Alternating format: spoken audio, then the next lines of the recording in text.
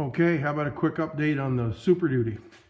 So I repaired the flaking paint and sanded down the rusty paint that was underneath and a little bit of surface rust.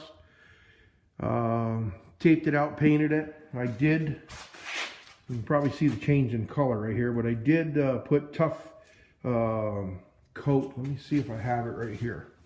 Of course, I use a lot of, no, they aren't paying me for this, but I use a lot of Napa products because I have a Napa that's close to me. I have friends that own it, and they got good products. So, right here, Stone Guard.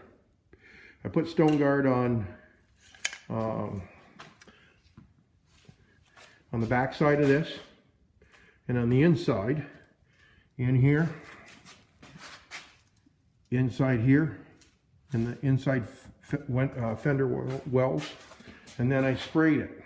And there was some rust on the flaking paint up here, as you saw in the other video. Up in here, it was peeling off, and there was actually a section in here that the paint was missing, and it was rusty. There were fortunately no holes, so lucked out pretty well on that. So painted it.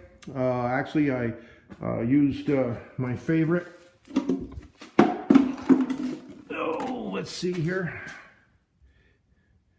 Right there. I'm out. I gotta find some. I'm gonna look it up. But I killed the rust of that. It works pretty well. It works really well. I used that on my 67 Fairlane too when I did the bottoms before I painted the floors.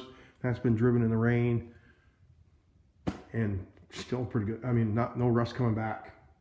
So after I cleaned it all down, painted it, or cleaned it down, treated it, then etching primer and painted it. So, okay, so back to this. And yeah, sure. So that's done. Did all four corners, and then I added some molding. There's never been molding on this truck, and I just wanted to change the look a little bit, so I ordered some molding and put some stainless steel molding on it. Went on pretty easy, and of course you can see the color change here. I was going to go back to that. The color change here is where my Stone Guard is black, and then I sprayed the silver over it, and it darkened the silver. As you know, of course, this truck was probably primed in a light gray primer and not a black primer. So that is factory paint that I got to match it. Mixed it at Napa, ready to shoot single stage, and that's what it did. It just turned darker with going over the black, which I'm okay with. That's where we are. So the next thing I'll be doing is there is some same thing here. There's some rust coming, like little bubbles in the paint. Again, nothing through, no holes that I can see. So when the next time I get a break in the weather, I'll take the running boards off. I'll work on that cab corner and get that painted. And the goal is I'll have everything painted from this line down next year. Hopefully it'll match a little better, but right now we're just trying to cover it so I don't have any more rust. So that's where I am on this.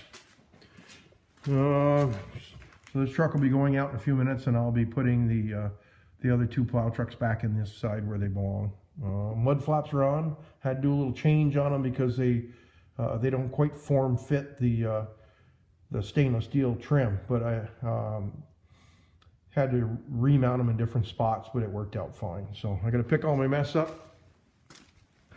Trying to think what else I got going on.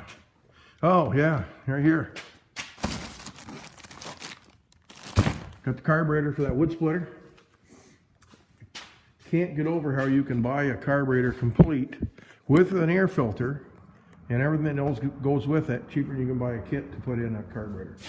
So yeah, so that's where I am. Also, all the cross braces, everything underneath the truck in behind where I painted after it had cured. Fluid film, sprayed down everything I could spray down and get it clean. So So next video is hopefully back on this. I'll get the carburetor on it. And we'll get it fired up and get the oil changed and get it ready to go back to its owner. We'll have to give it a clean up, give it a wash. So, okay, so more videos coming up. Thanks for subscribing, liking, and love the comments. Hit that like button. Thank you.